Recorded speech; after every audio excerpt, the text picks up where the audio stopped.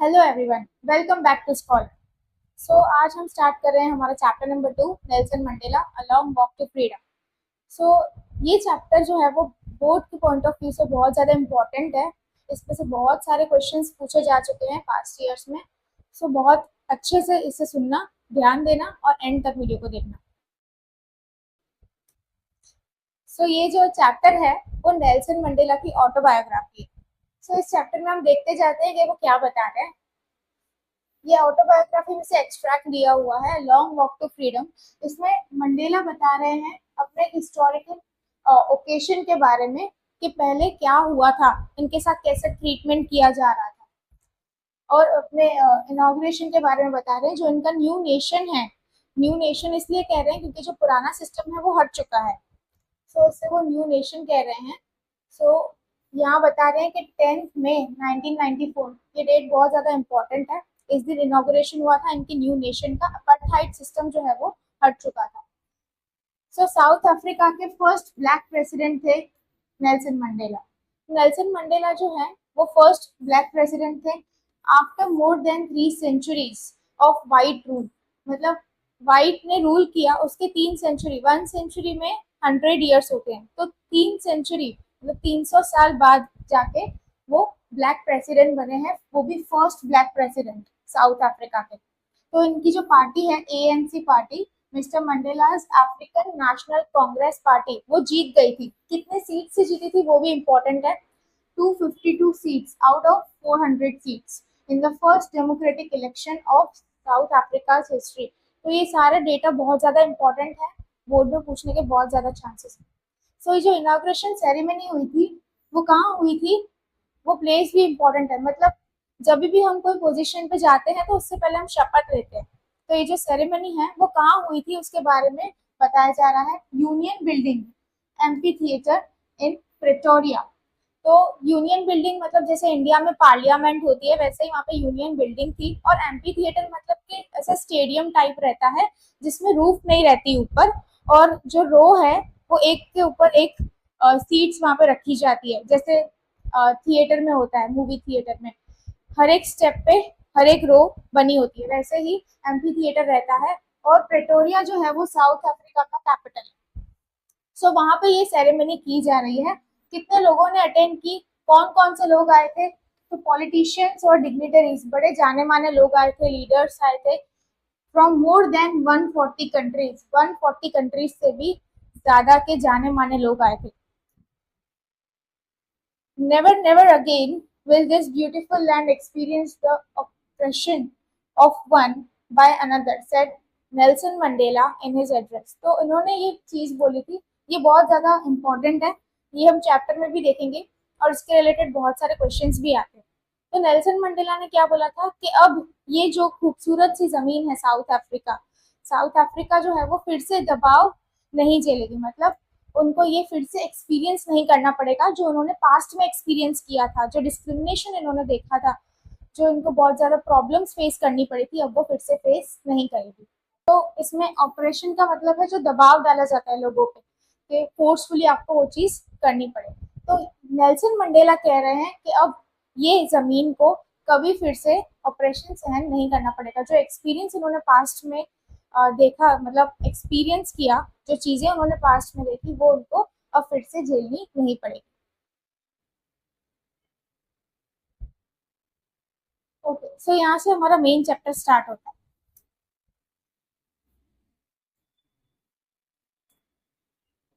10 May don bright and clear, मतलब जो सुबह का सूरज है, जो शुरुआत हुई 10 मई की, 10 मई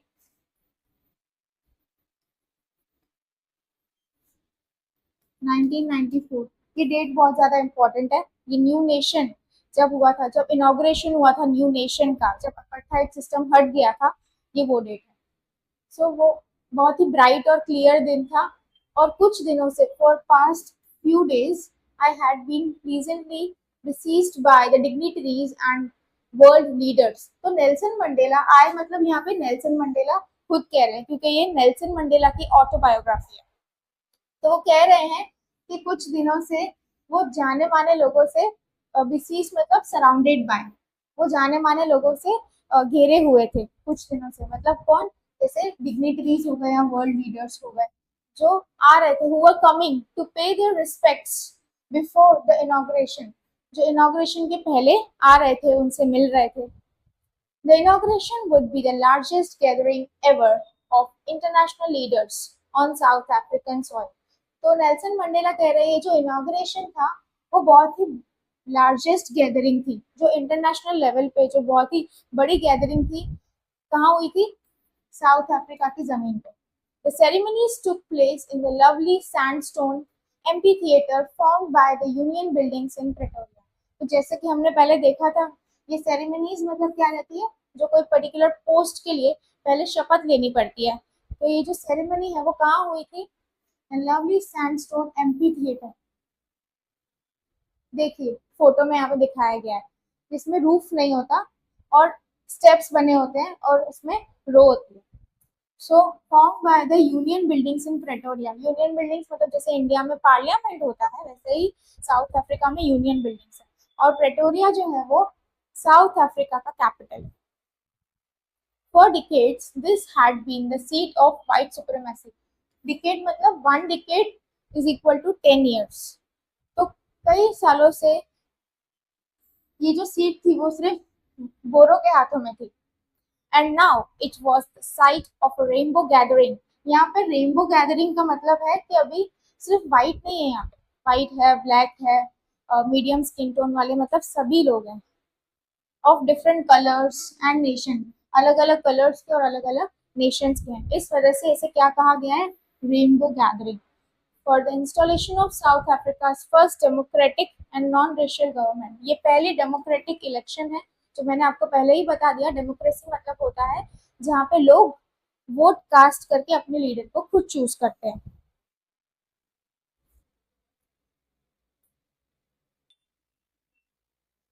On that lovely autumn day, I was accompanied by my daughter Zenani. तो यहाँ पे नेल्सन मंडेला कह रहे हैं कि वो जो थे उस दिन उनकी बेटी भी आई थी साथ में, जेनानी। तो यहाँ पे बताया गया है ऑटम डे। तो जो ऑटम रहता है वो नॉर्मली सितंबर अक्टूबर में रहता है, पर अभी हमने देखा कि यहाँ पे मई की बात हो रही है, 10 मई 1994। तो इसका भी एक क्वेश्चन ऐसे पूछा जा चुका है, जिसमें यहाँ बता रहे हैं कि ऑटम मई में क्यों है, ऐसा एक कुछ क्वेश्चन आपको देखने को मिलेगा। तो यहाँ पे ये हमारा वर्ल्ड है, नॉर्दर्न हेमिस्फीयर, और ये वाला जो पार्ट रहता है वो है सदर्न हेमिस्फीयर। तो अफ्रीका जो है, साउथ अफ्रीका, वो सदर्न हेमिस्फीयर में। यहाँ पे जो सीजन्स रहते हैं उसके अपोजिट सीजन्स यहाँ पे रहते हैं, इस वजह से मई में यहाँ पे ऑटम है। तो इसका भी एक क्वेश्चन आपको देखने को मिल सकता है। तो वो थे अपने बेटी जेनानी के साथ। ऑन द पोडियम, पोडियम मतलब होता है स्टेज, स्टेज पे कौन था? Mister de clerk was first sworn in as second deputy president। तो इनमें क्या रहता है कि सेकंड डेप्यूटी प्रेसिडेंट पहले शपथ लेते हैं, उसके बाद फर्स्ट डेप्यूटी प्रेसिडेंट आते हैं, वो शपथ लेते हैं, उसके बाद प्रेसिडेंट मतलब नेल्सन मंडेला आते हैं, वो शपथ लेते हैं। तो सेकंड डेप्यूटी प्रेसिडेंट कौन है? Mister de Klerk. Then Thabo Mbeki was sworn in as first deputy president। First deputy president कौन बताया था? वो Mbeki. Then it was my turn, फिर किसकी बारी आई? नेल्सन मंडेला की। I pledge to obey and uphold the constitution and to devote myself to the wellbeing of the republic and its people. तो वो शपथ लेते हैं और वो कहते हैं कि मैं कॉन्स्टिट्यूशन में जो भी लिखे हैं, जो भी रूल्स वगैरह हैं, वो सब फॉलो करूंगा, और मैं अपने आप को जो है लोगों की भलाई के लिए और नेशन की भलाई के लिए समर्पित करता हूँ। मतलब मैं नेशन की भलाई के लिए और लोगों की भलाई के लिए सब कुछ करूँ। तो the assembled guest and watching world I said. अब नेल्सन मंडेला ने क्या बोला, यहाँ से बहुत ज्यादा इंपॉर्टेंट है इन्होंने जो कहा है, क्योंकि इसके रिलेटेड भी क्वेश्चन आते हैं। Today, all of us do, by our presence here, confer glory and hope to the newborn liberty। तो यहाँ पे नेल्सन मंडेला कह रहे हैं कि हम सब यहाँ पे प्रेजेंट हैं, और कॉन्फर मतलब होता है गिव।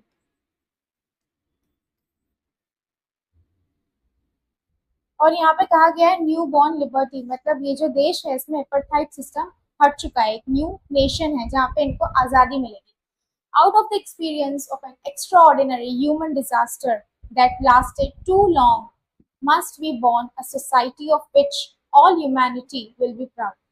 तो इनका जो एक्सपीरियंस रहा है, पहले के एक्सपीरियंस के बारे में बता रहे हैं, जो इनका पहले का एक्सपीरियंस रहा है अपार्थाइड सिस्टम में, ये एक एक्स्ट्रा ऑर्डिनरी ह्यूमन डिजास्टर था जो बहुत लंबे समय तक चला।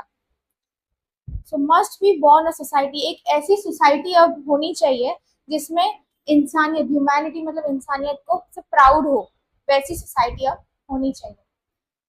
We, who were outlaws not so long ago, have today been given their rare privilege to be host to the nations of the world on our own soil। तो we यहाँ पे कहा गया है ब्लैक्स को।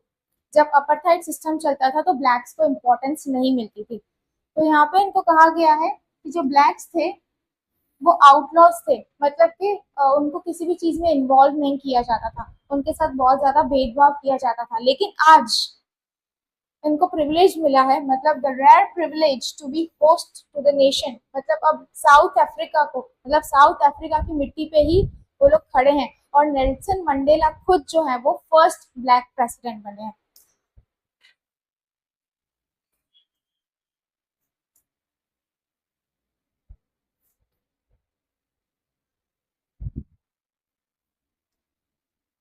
We thank all of our distinguished international guests। तो यहाँ पे नेल्सन मंडेला कहते हैं कि हम सबका शुक्रगुजार हैं, हम सबको थैंक यू बोल रहे हैं for having come to take possession with the people of our country of what is after all a common victory for justice, for peace, for human dignity. तो यहाँ पे कह रहे हैं, सबको पहले थैंक यू कह रहे हैं सारे इंटरनेशनल गेस्ट को कि आप आए यहाँ पे, और आफ्टर ऑल ये कॉमन विक्ट्री है, मतलब सबकी जीत है। ये किस चीज की जीत है? जस्टिस के लिए, इंसाफ के लिए, शांति के लिए और ह्यूमन डिग्निटी की जीत है। We have at last achieved our political emancipation. We pledge ourselves to liberate all our people from the continuing bondage of poverty, deprivation, suffering, gender and other discrimination। तो यहाँ पे कह रहे हैं कि ये सब चीज जो है, जस्टिस, पीस, ह्यूमन डिग्निटी हमें मेंटेन करके रखनी है, इसकी जीत हुई है। और क्या क्या हटाना है? Poverty, deprivation, suffering, gender and other discrimination, गरीबी हटानी है, और जो भेदभाव हो रहे हैं वो सब कुछ हटाना है। So never, never and never again shall it be. This beautiful land will again experience the oppression of one by another।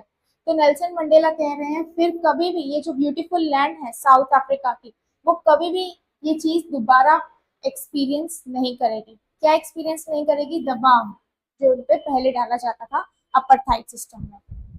The sun shall never set on so glorious a human achievement। Let freedom reign। God bless Africa। तो Nelson Mandela यहाँ पे कह रहे हैं कि जो सूरज है वो कभी भी नहीं डूबेगा। किसका सूरज की बात कर रहे हैं? ग्लोरियस ऑफ ह्यूमन अचीवमेंट, जो हमने ये हासिल किया है, अब जो है वो फिर से एक्सपीरियंस नहीं करेगी। कौन? साउथ अफ्रीका के लोग।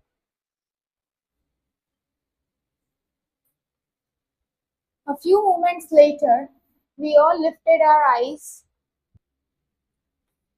as a spectacular array of South African jets, helicopters, and troop carriers rode in perfect formation over the Union buildings। फिर थोड़ी देर बाद सबने अपनी नजरें ऊपर की, और ये जैसे कि आप देख सकते हैं फोटो में, जेट्स, हेलीकॉप्टर, ट्रूप कैरियर, सबने आतिशबाजी। So it was not only a display of pinpoint precision and military force। ये सिर्फ एक मिलिट्री फोर्स का एक जस्ट डिस्प्ले नहीं था, but a demonstration of the military's loyalty.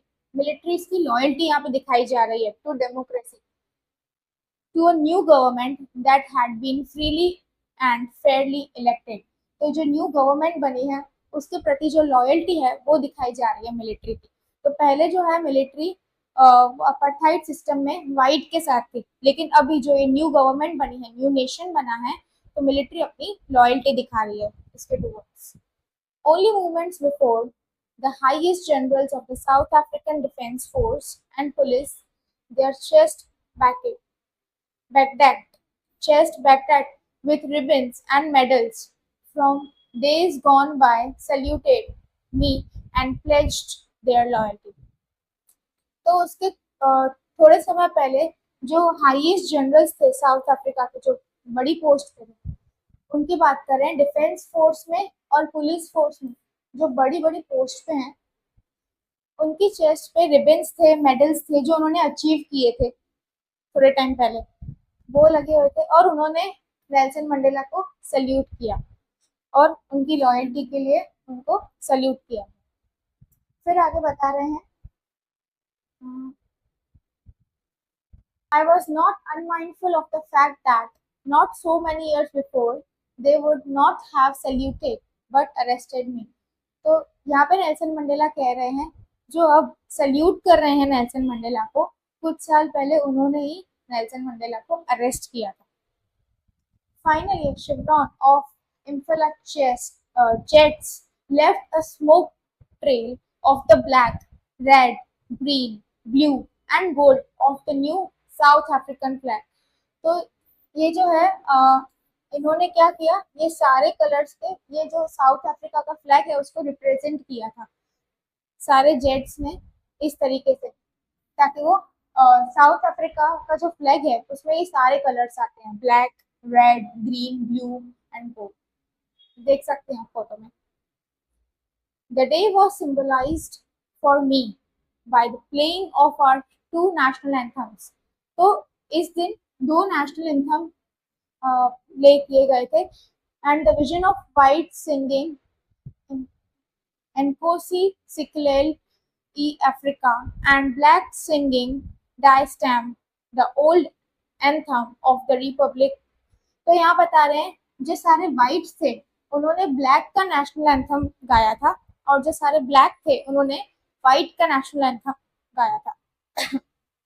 तो इससे क्या पता चल रहा है कि अब एक दूसरे को इन्होंने एक्सेप्ट कर लिया है और ये अपनी यूनिटी दिखा रहे हैं। Although that day neither group knew the lyrics. उस दिन तो किसी भी ग्रुप को लिरिक्स पता नहीं थे, क्योंकि वो एक दूसरे का नेशनल एंथम गा रहे थे। ना वाइट को ब्लैक के पता थे, ना ब्लैक को वाइट के पता थे, स्टिल वो लोग गा रहे थे। They once despised, they would soon know the words by heart. और बहुत जल्द ही उनको ये जो लिरिक्स हैं नेशनल एंथम के, वो बाय हार्ट याद हो जाएंगे।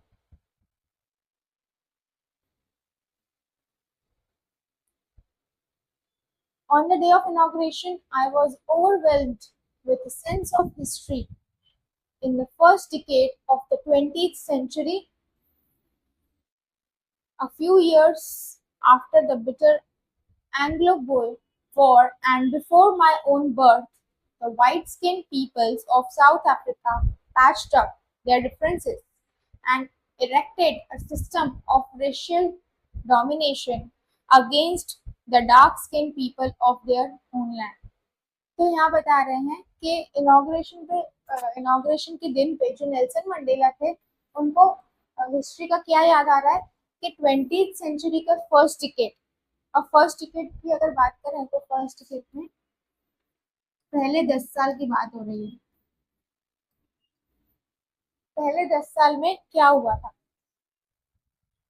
जब ये वॉर हुई थी, Anglo Boer war, and before my birth, ये वॉर के बाद और इनके बर्थ के पहले व्हाइट स्किन पीपल जो थे साउथ अफ्रीका ने, उन्होंने अपने जो डिफरेंसेस थे वो पैच अप कर लिए थे। और ये जो सिस्टम है रेशियल डोमिनेशन का मतलब जहाँ पे डिस्क्रिमिनेशन किया जाता है गोरे और कालों को, उनको डिस्क्रिमिनेशन किया गया dark skin peoples of their own land, उनकी ही जमीन के डार्क स्किन लोग जो काले थे उनके साथ ये डिस्क्रिमिनेशन किया गया था। कब? 20th सेंचुरी के फर्स्ट डिकेड में, मतलब पहले 10 साल में ये सब हुआ था।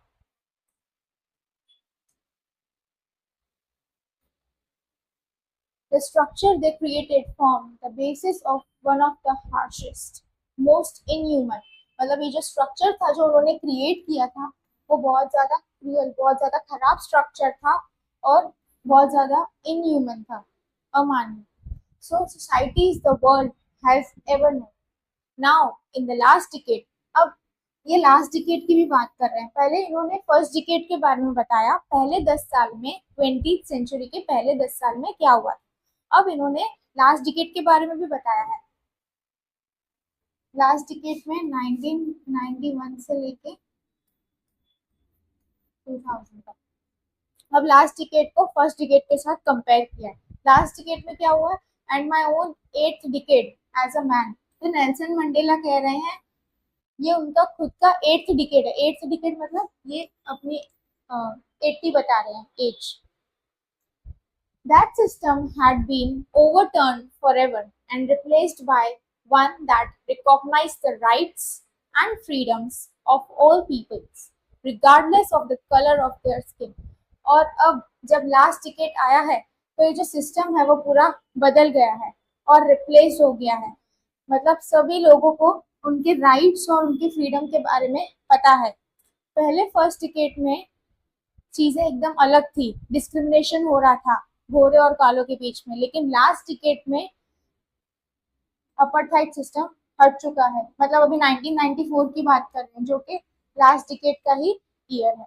तो सबको अपने राइट्स पता है, सबको अपनी फ्रीडम्स पता है और यहाँ पे भेदभाव नहीं हो रहा स्किन कलर के अकॉर्डिंग।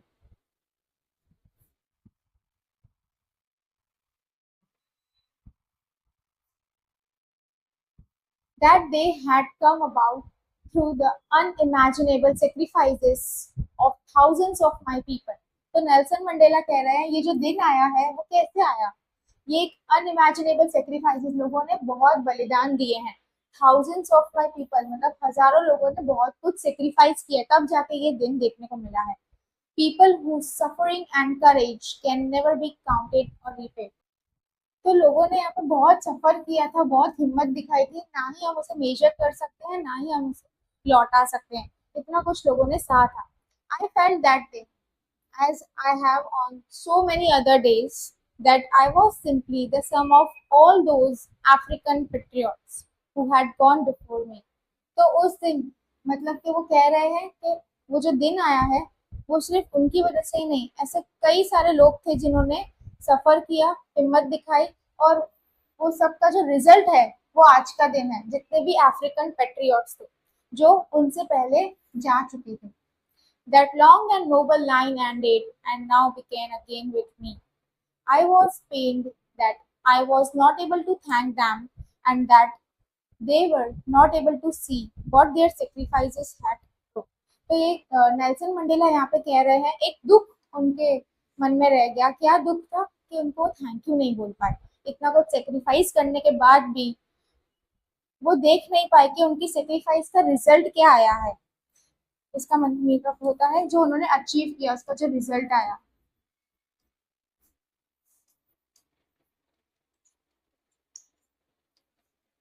मतलब उन्होंने जो अचीव किया उसका जो रिजल्ट आया वो लोग देख नहीं पाए जिन्होंने बहुत कुछ सेक्रीफाइस किया।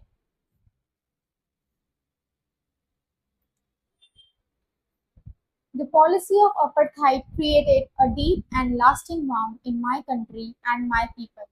तो ये जो पॉलिसी थी apartheid की बहुत ही गहरा घाव देके गई किसको, इनके कंट्री को और इनके कंट्री के लोगों को।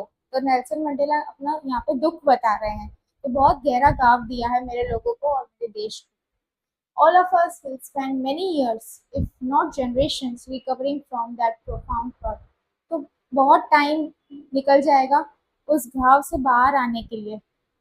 But the decades of oppression and brutality had another unintended effect, and that was that it produced the Oliver Tambos, the Walter Sissulus, the Chief Luthulus, the Yusuf Dadus, the Bram Fischers, the Robert Subukwers of our time.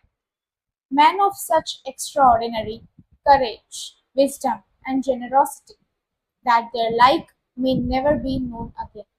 तो ये कह रहे हैं कि बहुत time चला गया, मतलब डिकेड्स यहाँ पे कह रहे हैं 10 साल, 1 decade is equal to 10 years. तो हमने बहुत सहन किया है, एक दूसरे के ऊपर बहुत ज्यादा अत्याचार हुआ है, गोरों ने कालों के ऊपर बहुत ज्यादा अत्याचार किया है। बट हमारे जो नेशन है वो ऐसे लोग थे जिसमें ऑलिवर टेम्बूज, द वॉल्टर सिस्लस, तो यहाँ पे पीछे एस लगाया गया है और यहाँ पे आर्टिकल। तो इससे हमें बता रहे हैं कि इनके जैसे लोग, पीछे एस लगा रहे हैं, मतलब जैसे कि अगर कोई महान इंसान का नाम लेके पीछे अगर एस लगा रहे हैं तो मतलब वो कह रहे हैं कि इनके जैसे लोग जिन्होंने हिम्मत दिखाई, जो अपने सूझबूझ से अपने बहुत ज्यादा करेज दिखा के इस दिन हमारा आया, मतलब ये उसका रिजल्ट है जो अपार्थाइड सिस्टम जा चुका है। तो इसके पीछे जो एस लगाते हैं और आगे आर्टिकल है, इसके रिलेटेड बहुत सारे क्वेश्चंस आ चुके हैं बोर्ड पे, जो इसमें कहना ये चाहते हैं कि इनके जैसे लोग जिनमें बहुत ज्यादा हिम्मत है, अपने करेज, अपने विजडम, जेनरोसिटी से इन्होंने बहुत कुछ अचीव किया, तब जाके हमें ये दिन देखने को मिला जो हमारा अपार्थाइड सिस्टम है वो अब हट चुका है। तो ऐसे क्वेश्चंस भी आते हैं कि पीछे एस क्यों लगाया है, तो इसमें आप ये रीजन लिख सकते हैं कि इनके जैसे लोग, और सारी उनकी क्वालिटीज लिखिए कि इनमें क्या क्या क्वालिटीज थी जिस वजह से क्या रिजल्ट मिला, क्या अचीव हुआ हमारी कंट्री को, हमारे कंट्री के लोगों को। ऐसे एक्स्ट्रॉर्डिनरी लोग थे जिनमें करेज, विजडम और अपनी जेनरोसिटी से इन्होंने बहुत कुछ अचीव किया, और तब जाके हमें आज का ये दिन देखने को मिल रहा है।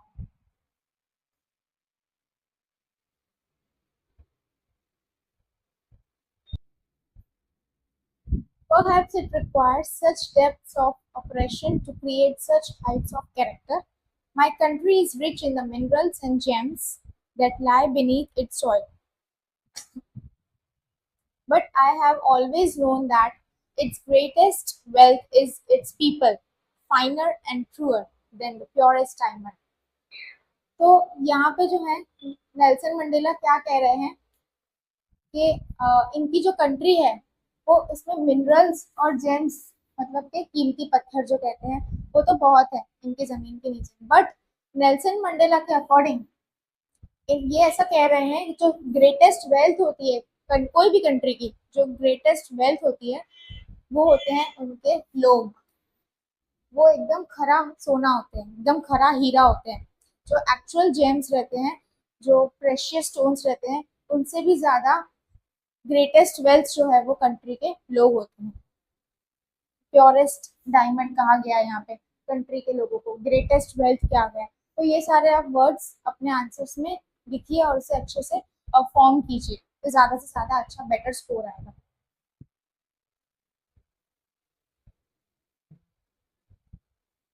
It is from these comrades in the struggle that I learned the meaning of courage.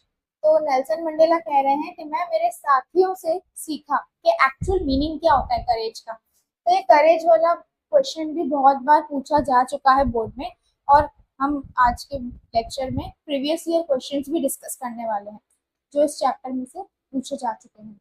Time and again I have seen men and women risk and their lives for an idea. I have seen men stand up to attacks and torture without breaking, showing strength and resilience that defines the imagination. तो Nelson Mandela कह रहे हैं मैंने सीखा क्या है, actual meaning जो है करेज का मैंने मेरे साथियों से सीखा है, और जैसे वक्त बीतता गया मैंने ये भी देखा है कि मैन और वुमेन जो है वो रिस्क करते हैं, अपनी जो लाइफ है वो रिस्क पे रखते हैं फॉर एन आइडिया। सो आगे बता रहे हैं I have seen man stand up to attacks and torture without breaking, showing a strength and resilience that defies the imagination. तो यहाँ पे कह रहे हैं उन्होंने ऐसे बहुत सारे मतलब मैन को देखा है जो खड़े रहे हैं, जिन पे अटैक हुआ है, और बहुत टॉर्चर उन्होंने सहा है अपार्थाइड सिस्टम में, बिना टूटे वो सब कुछ सहते गए, उन्होंने उम्मीद नहीं छोड़ी।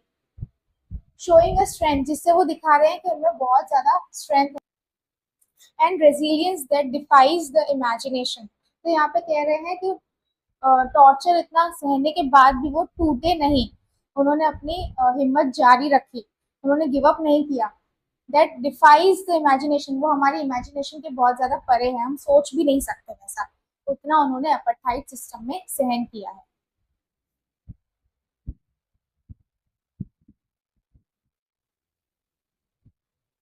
I learned that courage was not the absence of fear.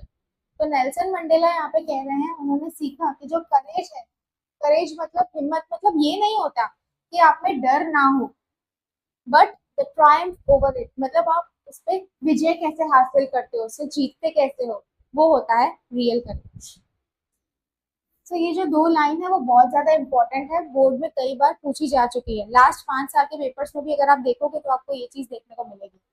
बहुत इंपॉर्टेंट है। करेज का एक्चुअल मीनिंग क्या है, मैं फिर से रिपीट कर रही हूँ। नेल्सन मंडेला ने क्या सीखा कि करेज जो है वो, इसका मतलब ये नहीं कि आप में डर ना हो, एब्सेंस ऑफ फियर नहीं होता करेज, कि आप में डर ही नहीं है। करेज का एक्चुअल मीनिंग ये होता है कि आप उस पर कैसे विजय हासिल करते हैं, ट्रायम्फ मतलब विक्ट्री कैसे हासिल करते हैं, वो एक्चुअल मीनिंग है करेज का। The brave man is not he who does not feel afraid. जो ब्रेव मैन होता है वो नहीं होता जिसे डर नहीं लगता, but he who conquers that fear, जो वो डर से जीत जाता है, वो एक्चुअली में ब्रेव मैन होता है नेल्सन मंडेला के according. No one is born hating another person because of the colour of his skin or his background or his religion. तो कोई भी इंसान जो है वो एक दूसरे को हेट करते हुए पैदा नहीं होता because of the colour of the skin. वो बचपन से उसे ऐसा नहीं बताया जाता कि उसका स्किन कलर अलग है तो उसे किसी से हेट करना है, वो वैसे नहीं होता। बट उसके बैकग्राउंड के अकॉर्डिंग, उसका बैकग्राउंड, उसका धर्म अलग है, उसका बैकग्राउंड अलग है तो उसे हेट करना है। तो ये सब सीखते हुए हम बड़े नहीं होते। But people must learn to hate, and if they can learn to hate, people जो है मतलब लोग जो है वो सीखते हैं, नफरत करना सीखते हैं एक्चुअली में। उनमें वो इनबिल्ट नहीं होता, बचपन से ही उनको नहीं होता ये चीज हेट की। They can be taught to love, अगर वो नफरत करना सीखते हैं तो वो प्यार करना भी सीख सकते हैं, क्योंकि जो लव है वो बहुत नेचुरली आता है, वो बचपन से ही आता है, naturally to the human heart than its opposite. तो यहाँ पे बता रहे हैं कि जो प्यार है वो नेचुरली आता है ह्यूमन हार्ट में रादर देन हेट। तो यहाँ पे नेल्सन मंडेला हमसे कह रहे हैं कि अगर आप हेट करना सीखते हो तो उससे ज्यादा अच्छे से आप प्यार करना सीख सकते हो, क्योंकि जो प्यार है वो नेचुरली आता है ह्यूमन में, वो इनबिल्ट होता है। और जो हेट है वो हम सीखते हैं।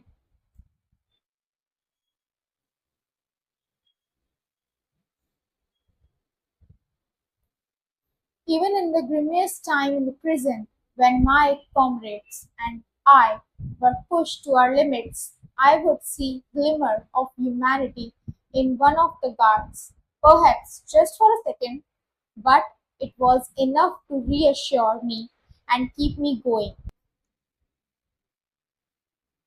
तो इसमें नेल्सन मंडेला बता रहे हैं जब ये प्रिजन में थे और इनका काफी बुरा वक्त चल रहा था, तब वो और उनके जो साथी थे उनकी दे वर पुश टू आवर लिमिट्स, मतलब कि इतना हद हो गई, मतलब उतनी लिमिट आ जाती थी, उतना उनके साथ अत्याचार होता था। बट जब वो ह्यूमैनिटी देखते थे ना, एक झलक देखते थे ना ह्यूमैनिटी की गार्ड्स के फेस पे, मतलब कि गार्ड्स को जो है वो ऐसे ट्रेन किया जाता था, वाइट्स उनको ऐसे ट्रेन करते थे कि ब्लैक जो है वो उनके बिल्कुल भी लायक नहीं है, उनको ऐसी ट्रेनिंग दी जाती थी। बट अगर मारते मारते भी अगर वो एक सेकंड के लिए भी रुक जाए ना तो वो झलक दिख जाती थी उनकी आंखों पे कि हाँ अभी भी उनकी जो ह्यूमैनिटी है, इंसानियत है, वो अभी मरी नहीं है, वो अभी भी इंसान ही है, मतलब अच्छा बिहेव कर रहे हैं उनके साथ। तो वो जो चीज थी ना वो नेल्सन मंडेला को अश्योरेंस दे रही थी और उनको जारी रख रही थी, इस वजह से कि अभी जो है वो इंसानियत खत्म नहीं हुई है इस देश में से, अभी भी कहीं ना कहीं इंसानियत है। सो जब भी आप आंसर्स लिखते हो ना, क्योंकि जो नेल्सन मंडेला है ना, उन्होंने अपना जो हर एक वर्ड है अपनी ऑटोबायोग्राफी में वो बहुत ही फील करके लिखा है, अपना पेन बताया है। तो जब आप इस चीज को पढ़ रहे हो ना तो एकदम उनसे कनेक्ट होके पढ़िए, एकदम महसूस कीजिए, और जब आप आंसर लिखोगे ना तो इस चीज को समझिए और फील करके लिखिए।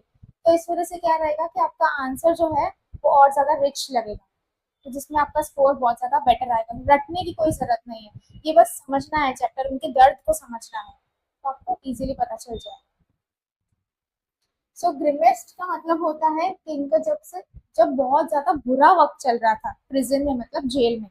और कॉमरेड्स का मतलब होता है उनके साथी।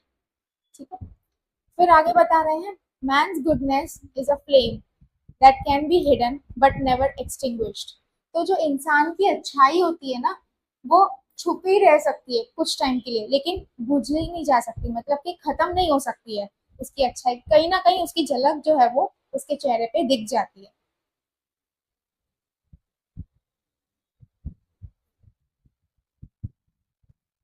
In life every man has twin obligations, मतलब नेल्सन मंडेला कह रहे हैं हर एक इंसान को दो ऑब्लिगेशंस मतलब दो ड्यूटीज रहती हैं जो उनको फुलफिल करनी रहती है। Obligation to his family, to his parents, to his wife and children, and he has an obligation to his people, his community, his country. तो पहली जो ड्यूटी रहती है वो अपनी फैमिली के टूवर्ड्स, पेरेंट्स के टूवर्ड्स, बीवी बच्चे के टूवर्ड्स रहती है, जो उनको अपनी ड्यूटी निभानी होती है। दूसरी जो ड्यूटी रहती है वो रहती है अपनी कम्युनिटी, अपने लोग और अपने देश के प्रति। तो यहाँ पे दो ड्यूटीज के बारे में बात की गई है।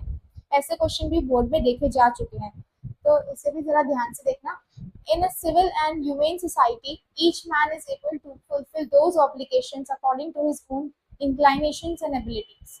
But in a country like South Africa, it was almost impossible for a man of my birth and color to fulfill both those obligations. तो यहाँ पे कह रहे हैं कि अगर किसी नॉर्मल कंट्री में जहाँ पे भेदभाव ना होता वहाँ पे ये ऑब्लिगेशंस को फुलफिल करना इजी है, वो अपनी एबिलिटी से इस सारे ड्यूटीज को फुलफिल कर सकते हैं। बट साउथ अफ्रीका जैसे कंट्री में ये ऑलमोस्ट इम्पॉसिबल है, क्योंकि जन्म से ही वो अपने कलर की वजह से, ब्लैक होने की वजह से दोनों ऑब्लिगेशंस को फुलफिल नहीं कर पा रहे हैं। तो नेल्सन मंडेला इसमें दिखा रहे हैं कि वो अपनी दोनों ड्यूटीज परफॉर्म नहीं कर पाते जो साउथ अफ्रीका में रहते थे, और जब उनके साथ इतना अत्याचार किया जाता था, अपार्टाइड सिस्टम था, तो उसमें वो दोनों ड्यूटीज को परफॉर्म नहीं कर पाते थे। तो नेल्सन मंडेला यहाँ पे कह रहे हैं जो साउथ अफ्रीका में रहते हैं उनके लिए ऑलमोस्ट इम्पॉसिबल है दोनों ड्यूटीज को फुलफिल करना। क्यों ऐसा कह रहे हैं? क्योंकि जब वो अपनी फैमिली के साथ रहते हैं, ठीक है, तब वो अपने कंट्री के टूवर्ड्स जो ड्यूटी है वो नहीं फुलफिल कर पाते। क्यों नहीं कर पाते? अगर वो कोशिश भी करेंगे ना कंट्री के टूवर्ड्स अपनी अपने कम्युनिटी की तरफ, अपने जो लोग हैं उनकी तरफ अपनी ड्यूटी फुलफिल करने के लिए, तो वो बदलाव लाना चाहेंगे अगर सोसाइटी में, तो जो गोरे लोग हैं वो उनको जेल में डाल देंगे। तो वो अपनी फैमिली की तरफ की जो जितनी रिस्पॉन्सिबिलिटीज और ड्यूटीज हैं वो फुलफिल नहीं कर पाएंगे। तो जब एक ड्यूटी वो फॉलो करते हैं तब वो दूसरी ड्यूटी जो है वो फॉलो नहीं कर पाएंगे, क्योंकि उनको रिवॉल्यूशनरी समझ के और जो बदलाव लाने की कोशिश कर रहे हैं सोसाइटी में वैसा समझ के उनको जेल में डाल दिया जाएगा। जैसे महात्मा गांधी, अगर हम हिस्ट्री की बात करें तो महात्मा गांधी को भी काफी टाइम जेल में रहना पड़ा था। क्यों? क्योंकि वो बदलाव लाने की कोशिश कर रहे थे, समाज में जो गलत है उसके खिलाफ आवाज उठा रहे थे। तो वैसे ही यहाँ पे बता रहे हैं, अगर नेल्सन मंडेला कह रहे हैं जो साउथ अफ्रीका के लोग हैं वो एक टाइम पे सिर्फ एक ही ड्यूटी परफॉर्म कर पा रहे थे, दूसरी ड्यूटी परफॉर्म नहीं कर पा रहे थे। अगर फैमिली के साथ है तो कंट्री के टूवर्ड्स जो उनकी ड्यूटीज हैं वो नहीं परफॉर्म कर पाएंगे, और अगर कंट्री के लिए कर रहे हैं तो उनको जेल में डाल देंगे, वो फैमिली के टूवर्ड्स अपनी ड्यूटी परफॉर्म नहीं कर पाएंगे, इसलिए वो ऐसा समझाना चाहते हैं। तो यहाँ पे क्या कह रहे हैं, इस वजह से नेल्सन मंडेला कह रहे हैं जो साउथ अफ्रीका में रहते थे उनके लिए ऑलमोस्ट इम्पॉसिबल था कि वो दोनों ऑब्लिगेशंस को फुलफिल कर पाए। In South Africa, a man of color who attempted to live as a human being was punished and isolated. In South Africa, a man who tried to fulfill his duty towards to his people was inevitably ripped and from his family। तो यहाँ पे Nelson Mandela कह रहे हैं south Africa में जो colour मतलब के ब्लैक कलर की यहाँ पे बात की जा रही है, जो ट्राई भी करते थे to live as a human being उनको पनिश किया जाता था, उनको फ्रीडम नहीं मिलती थी, उनको आज़ादी नहीं मिलती थी, उनको पनिश करते थे और उनको अलग कर देते थे। इन साउथ अफ्रीका जो भी ट्राई करता था to fulfil his duty to its people, अपने लोगों के लिए कुछ भी ड्यूटी फुलफिल करने का कुछ भी ट्राई करे, तो उसे अपनी फैमिली से दूर कर दिया जाता था और उसे फोर्स किया जाता था कि वो अपनी फैमिली से दूर रहे। तो एकदम मतलब उनकी लाइफ जो थी वो अकेले पड़ गए थे बहुत ज्यादा, कि एक टाइम पे वो दोनों ड्यूटीज परफॉर्म नहीं कर पा रहे थे। और शुरुआत में I did not in the beginning choose place of my people, तो शुरुआत में वो चूज नहीं कर पा रहे थे अपने लोगों को, अपनी फैमिली के ऊपर नहीं रख पा रहे थे।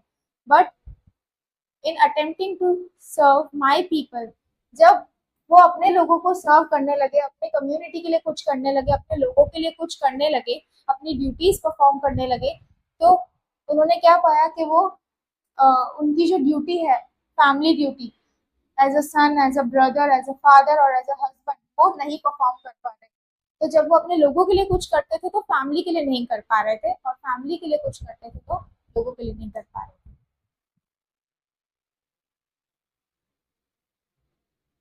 फिर आगे बता रहे हैं, I was not born with hunger to be free. तो नेल्सन मंडेला कह रहे हैं कि मैं किसी भूख लेके पैदा नहीं हुआ था कि मुझे फ्रीडम चाहिए।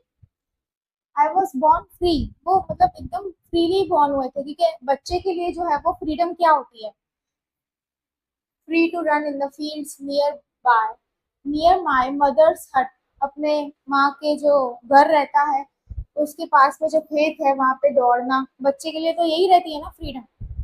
फिर दूसरी फ्रीडम रहती है free to swim in a clear stream, freely swim करना साफ सुथरी स्ट्रीम में, ran through my village, free to roast mealies under the stars, मतलब यहाँ पे बता रहे हैं मकई, मकई को रोस्ट करके खाना स्टार्स के नीचे आराम से, यही सब बच्चों के लिए फ्रीडम रहती है। And ride the broad backs of slow moving bulls, ये जो रहती है वो बच्चों के लिए फ्रीडम रहती है। तो इसमें क्या बता रहे हैं कि जो बच्चा रहता है वो भूख लेके पैदा नहीं होता कि उसे फ्रीडम चाहिए, क्योंकि बच्चे के लिए जो रहती है वो एकदम नॉर्मल सी फ्रीडम रहती है कि भागना, खेतों के बीच में भाग लिया, या किसी क्लियर स्ट्रीम में स्विमिंग कर ली, या फिर मकई वगैरह रोस्ट करके खा ली अंडर द स्टार्स, तो यही सारी फ्रीडम रहती है बच्चों के लिए। जो खेत में बुल्स वगैरह चलाते हैं उसके ऊपर बैठ के राइड कर लिया। As long as I obeyed my father and abided by customs of my tribe, I was not troubled by the laws of man or God. तो यहाँ पर नेल्सन मंडेला बता रहे हैं कि जब तक उन्होंने अपनी फादर की बात मानी थी, मतलब जो बच्चा रहता है उसके लिए फ्रीडम क्या रहती है, जब तक अपने पेरेंट्स की बात मानो और उनके कुछ अगेंस्ट ना करो, ठीक है, तब तक जो करना है मर्जी करो, लेकिन उनके अगेंस्ट ना जाओ या फिर कुछ पनिशमेंट मिले ऐसा कुछ काम ना करो, वही उनके लिए फ्रीडम है। तो तब तक उनके लिए फ्रीडम इतनी थी जब तक के and abided by the customs of my tribe, और उनके ट्राइब की जो कस्टम्स है मतलब रीति रिवाज है, उनके लोगों के रीति रिवाज है वो फॉलो करना। I was not troubled by the laws of man और गॉड, तब तक कोई दिक्कत नहीं थी, तब तक मतलब बच्चों के लिए यही सब फ्रीडम रहती है छोटी मोटी चीजें। पर जब वो बड़े हुए तब उनको एक्चुअल मीनिंग पता चला कि फ्रीडम एक्चुअली में होती क्या है।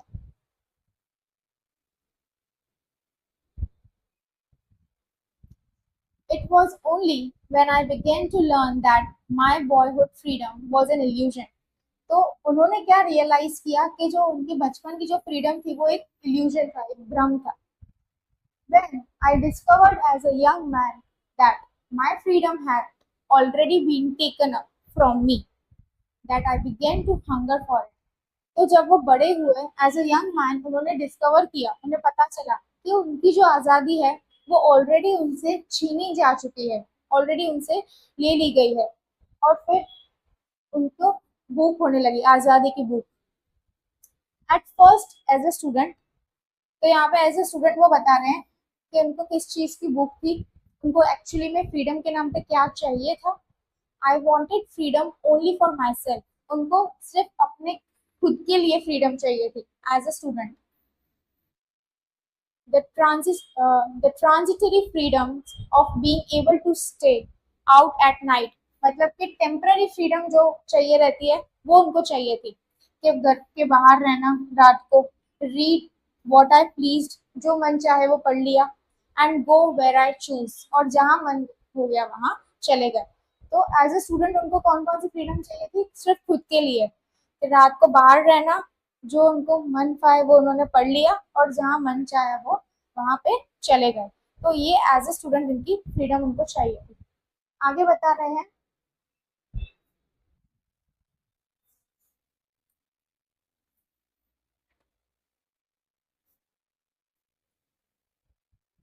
later as a young man in Johannesburg, I yearned for the basics and honorable freedoms of achieving my potential, of earning my keep, of marrying and having a family, the freedom not to be obstructed in a lawful life।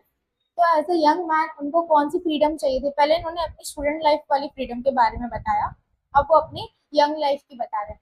तो young life में वो क्या चाहते थे, एकदम basic सी freedom चाहते थे कि अपना जो भी इनका पोटेंशियल है वो सब कुछ अचीव करना, अपने सपने पूरे करना, अपने गोल्स पूरे करना, कमाना, और फिर शादी वगैरह करना, फैमिली होना, ये उनकी फ्रीडम थी एज अ यंग मैन.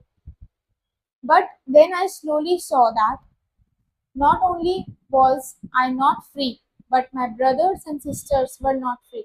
फिर धीरे धीरे उन्होंने क्या देखा कि सिर्फ वो भी फ्री नहीं है, उनके जो भाई बहन है वो भी फ्री नहीं है, उनको भी एक्चुअली फ्रीडम नहीं मिली है. I saw that it was not just my freedom that was curtailed, but the freedom of everyone who looked like I did. तो सिर्फ उनकी ही फ्रीडम नहीं छीनी गई है, बाकी सबकी, उनकी कम्युनिटी में जितने भी लोग हैं सबकी फ्रीडम छीनी जा चुकी है.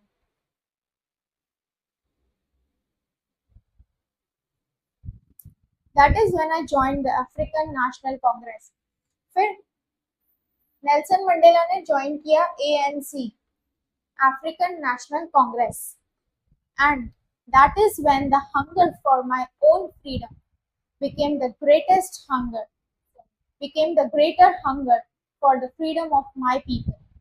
तो वो जो भूख थी वो इनके खुद के फ्रीडम के लिए थी, वो किस में कन्वर्ट हो गई, उनके लोगों की फ्रीडम के लिए.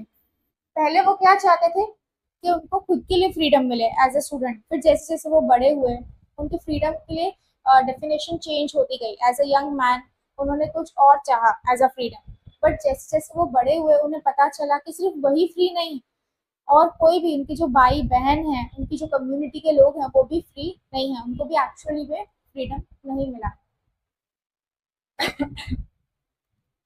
तो पहले वो चाहते थे कि खुद के लिए फ्रीडम हो, अब वो क्या चाहते हैं कि उनके लोगों के लिए उनको फ्रीडम चाहिए. वो उनकी एक भूख बन गई थी. It was this desire for the freedom of my people to live their lives with dignity and self-respect that animated my life, that transformed a frightened young man into a bold one. तो अभी कौन कौन से बदलाव आ रहे हैं इनके life में वो बता रहे हैं कि इनकी डिजायर थी, क्या डिजायर थी कि इनके लोगों के लिए इनको आजादी चाहिए, ताकि वो अपनी लाइफ जो है वो एक डिग्निटी, एक सेल्फ रिस्पेक्ट के साथ जिए, सर उठा के जिए, आजादी के साथ जिए. और इनकी लाइफ में कुछ ट्रांसफॉर्मेशन आए थे. क्या क्या ट्रांसफॉर्मेशन आए थे वो देखते हैं.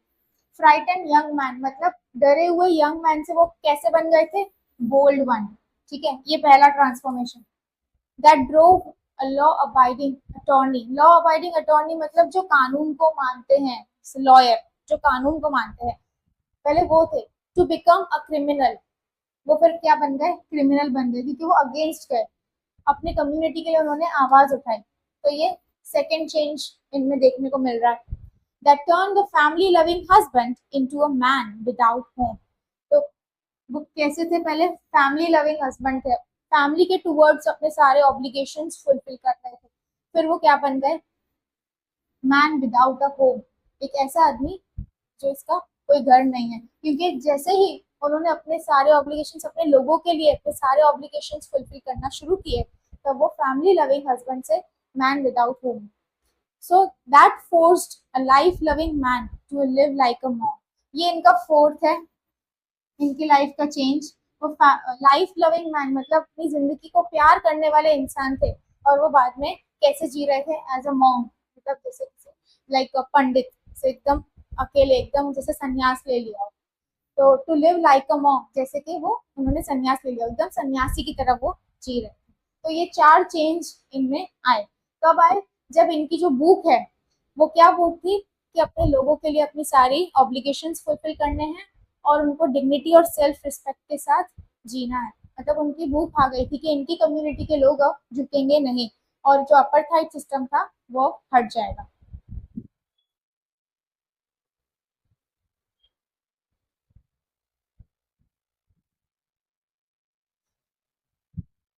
I am no more virtuous or self-sacrificing than the next man. But I found that I could not even enjoy the poor and limited freedoms I was allowed when I knew my people were not free. तो Nelson Mandela कह रहे हैं कि सिर्फ ऐसा, मतलब मैं ऐसा नहीं हूँ कि मैंने ज्यादा सेक्रीफाइस किया है, देन द नेक्स्ट मैन, किसी और से मैंने सबसे ज्यादा सेक्रीफाइस किया है, ये नहीं। बट उन्होंने ये फाउंड किया कि जो छोटी मोटी इनके पास फ्रीडम है वो उनको एंजॉय नहीं करनी, उनको फ्रीडम, फुल्ली फ्रीडम चाहिए, उनकी कम्युनिटी के लिए चाहिए, उनके लोगों के लिए चाहिए। जो लिमिटेड फ्रीडम अलाउ किए हैं उनको वो एंजॉय नहीं करनी है। But I allowed when I knew my people were not free, कि जब उनको पता चला कि उनके लोग फ्री नहीं हैं, तब नेल्सन मंडेला ने अपने सारे ऑब्लिगेशंस अपने लोगों के टुवर्ड्स फुलफिल करना शुरू कर दिया। फ्रीडम इज इनडिविजिबल, मतलब फ्रीडम जो है वो इनडिविजिबल है, मतलब किसी के पास ज्यादा किसी के पास कम ऐसे नहीं रहता। फ्रीडम जो है वो डिवाइड नहीं कर सकते हम, फ्रीडम जो है वो सबको कॉमनली मिलनी चाहिए।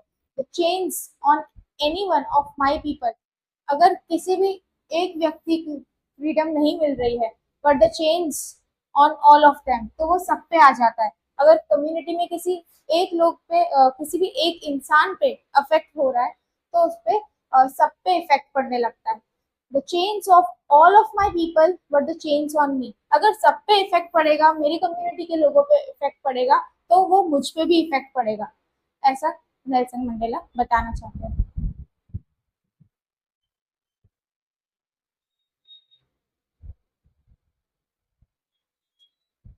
I knew that the oppressor must be liberated just as surely as the oppressed. A man who takes away another man's freedom is a prisoner of hatred.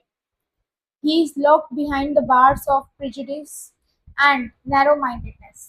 तो यहाँ पे बता रहे हैं, एक होता है ऑपरेसर जो अत्याचार करता है, और दूसरा होता है ऑपरेस्ड जिसपे अत्याचार हो रहा है। दोनों ही बंधे हुए हैं, दोनों को ही आजादी नहीं मिली है। कैसे नहीं मिली है?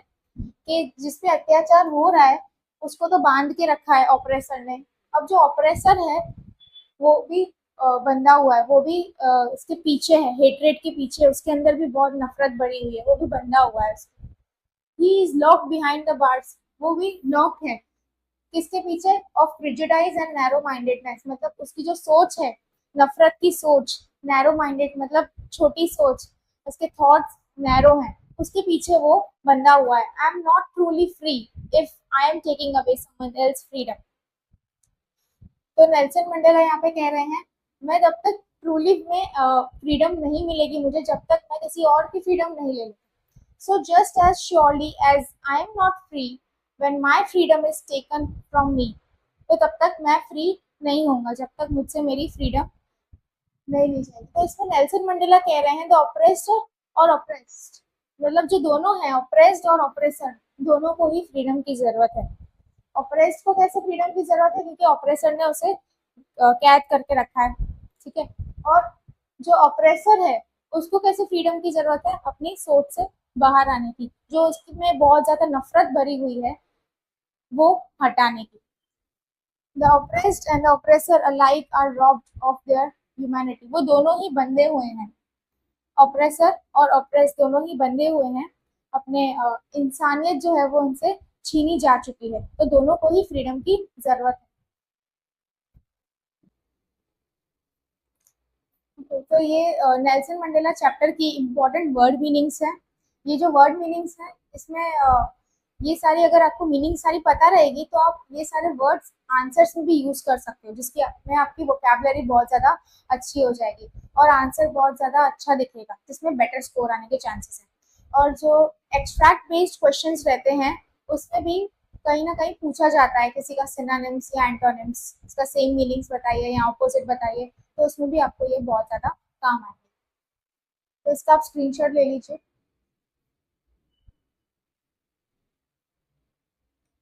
सेकेंड,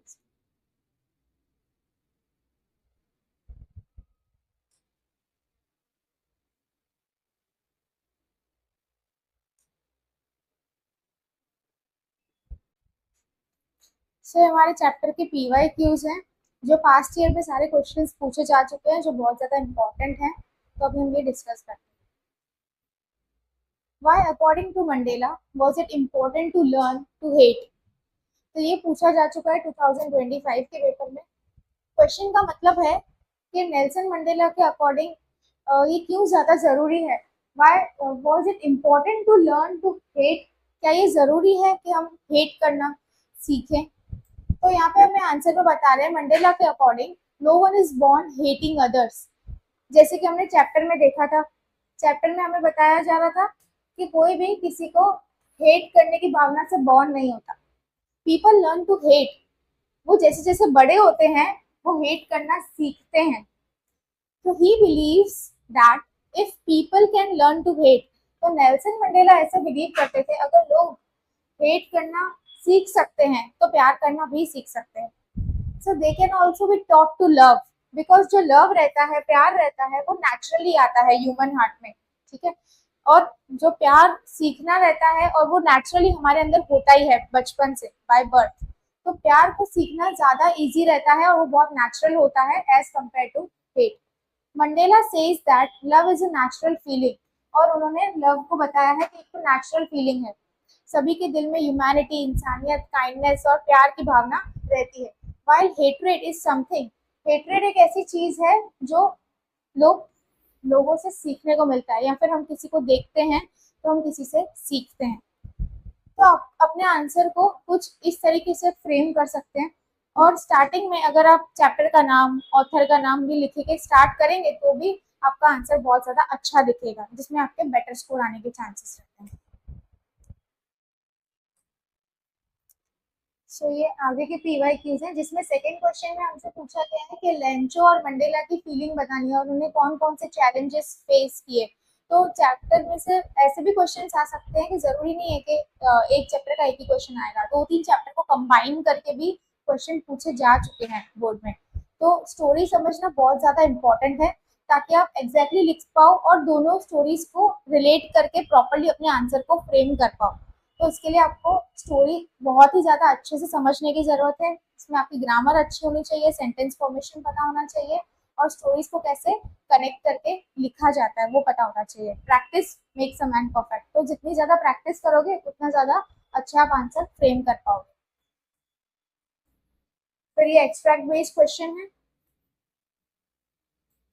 ये आपको डिस्क्रिप्शन बॉक्स में इसकी लिंक मिल जाएगी। ये 2023 का क्वेश्चन है जो हमने डिस्कस किया था, लर्न टू हेट वाला। ये 2020 इनॉग्रल सेरेमनी।